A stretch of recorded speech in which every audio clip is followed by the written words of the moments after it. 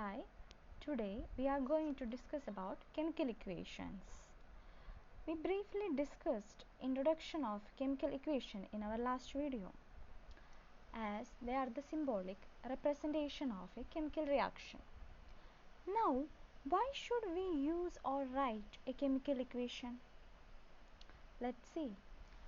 When magnesium metal burns in air, that is, magnesium reacts with oxygen, results in the formation of a substance, magnesium oxide. Isn't it too long? Let's try to short it down. For example, magnesium plus oxygen gives magnesium oxide.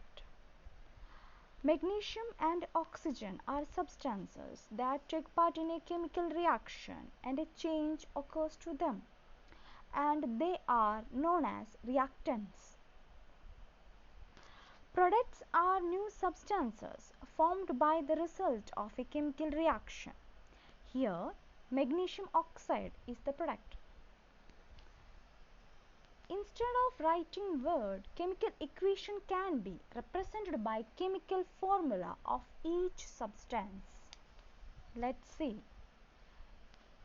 The left hand side of an equation always have reactants, and the right hand side of the equation always contain products.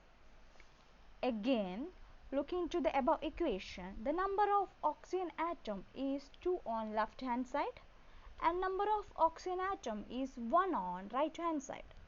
This means the equation is not a balanced one. According to the law of conservation of mass, mass can neither be created nor destroyed in a chemical reaction. But we cannot say the above equation is wrong. It is an balanced equation, so we can call this type of equation as skeletal chemical equation, as they are the backbone of equation. Let's see what is balanced equation. The equation in which the number of atoms on left hand side is equal to the number of atoms on right hand side. Again, let's look into the same equation where magnesium has 1 atom and oxygen has 2 atoms, whereas 1 magnesium and 1 oxygen atom at the right hand side. Here I am trying to arrange this equation with numbers. Just like this, I added number 2 in magnesium and magnesium oxide. Now let's count the number of atoms again.